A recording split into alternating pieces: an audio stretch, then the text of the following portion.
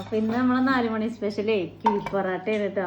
മുമ്പ് നമ്മൾ ഉണ്ടാക്കിയിട്ടുണ്ട്. അപ്പോൾ നല്ല രസമായിരുന്നു, അടിപൊളിയായിരുന്നു. അന്നും ഭായിക്കുട്ടി നമ്മളൊപ്പം ഉണ്ടായിരുന്നു, ഇന്നും ഭായിക്കുട്ടി ഒപ്പം ഉണ്ട് കേട്ടോ.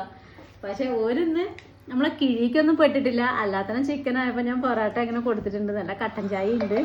നമ്മളെ കിഴി ഇന്ന് ഇങ്ങനെ ചോറ് പൊതിയും പോലെ പൊതിഞ്ഞത്, കിഴീൻ്റെ രൂപത്തേക്കൊന്നും എത്തിയിട്ടില്ല.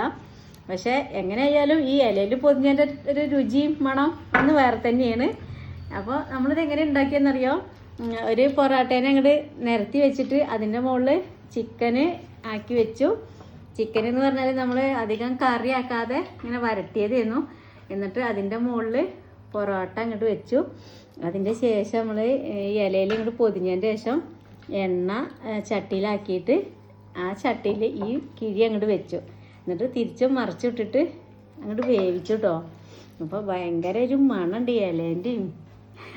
അല്ലോടെ എന്താ പറയാന്നറിയില്ല, നല്ല ടേസ്റ്റ് ഉണ്ട് കേട്ടോ.